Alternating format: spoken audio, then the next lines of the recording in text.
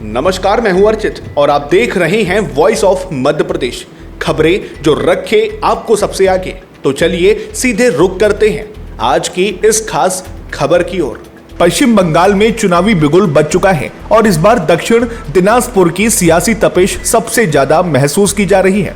सन 1946 के तेभागा किसान आंदोलन का केंद्र रहा यह इलाका आज एसआईआर यानी गहन मतदाता पुनर्निरीक्षण के संग्राम में उलझा हुआ है। दरअसल मतदाता सूची के शुद्धिकरण के बाद जिले के लगभग 78,000 वोटर इस बार मतदान प्रक्रिया से बाहर हो गए हैं।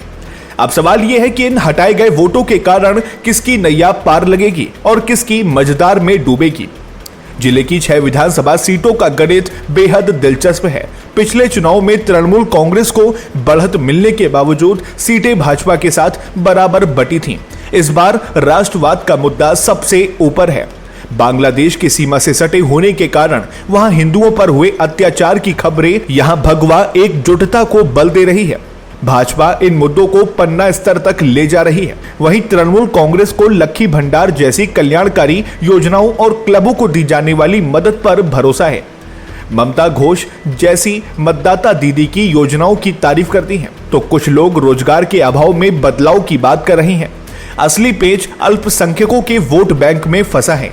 कुमारगंज, हरिरामपुर और तपन जैसे क्षेत्रों में मुस्लिम मतदाताओं की बड़ी आबादी है। बिहार के सीमांचल में सफलता के बाद असुद्दीन ओवैसी की नजर अब दक्षिण दिनाजपुर पर है।